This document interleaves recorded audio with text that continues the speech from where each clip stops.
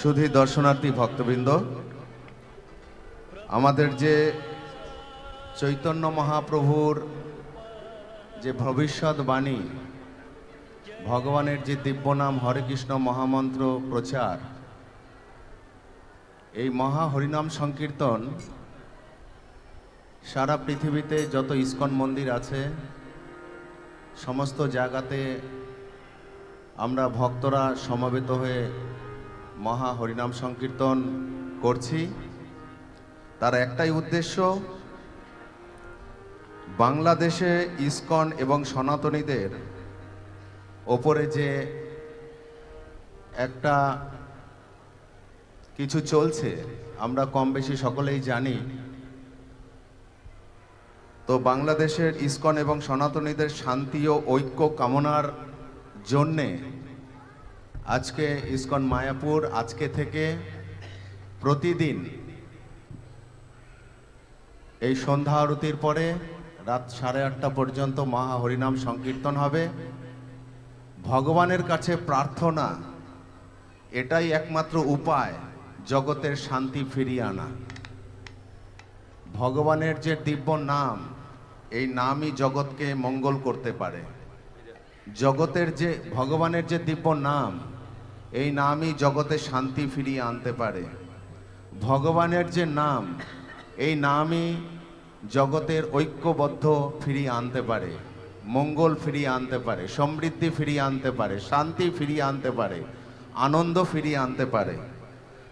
তাই আমরা যেহেতু ব্রহ্মমধ্যীয় গৌড়ীয় সম্প্রদায়ের অনুভূতি অন্তর্ভুক্তি, তাই আমাদের ভগবানের কাছে যে সমবেতভাবে প্রার্থনা, এই মহা হরিনাম সংকীর্তনের মাধ্যমে আমরা ভগবানের কাছে প্রার্থনা জানাই যে হে প্রভু, আপনি বাংলাদেশের সমস্ত ইস্কন ভক্ত, ইস্কন মন্দির এবং সনাতনীদের আপনি করুণা করুন, কৃপা করুন এবং শান্তি ফিরিয়ে দিন।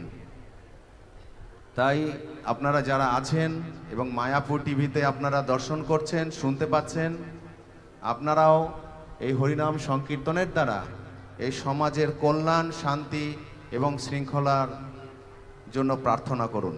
হরে কৃষ্ণ। শিল প্রভুপাদ কি জয়। মহা হরিনাম সংকীর্তন কি জয়।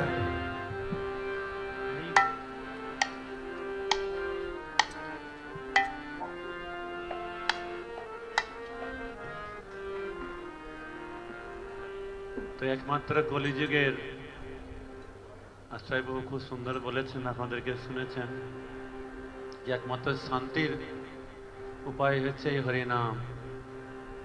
তো হরিনাম ছাড়া এই সংসারে আর কোথাও শান্তি নেই। এই হরিনামের দ্বারাই সমস্ত শান্তি আনতে পারে। তাই সমস্ত কৃপা করে ভক্তরা সকলে আমাদের সঙ্গে উচ্চ স্বরে গাইবেন, যাতে ভগবান করুণাময় উনি আমাদের এই করুণ শ্রবণ করে সবাইকে শান্তি প্রদান করেন।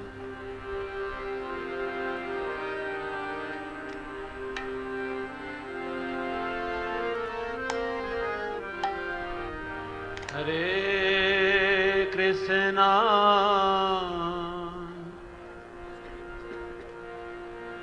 হরে কৃষ্ণ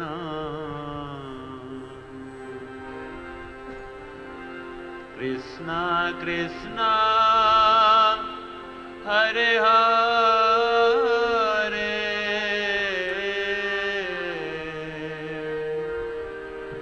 হরে রাম হরে রাম রাম রাম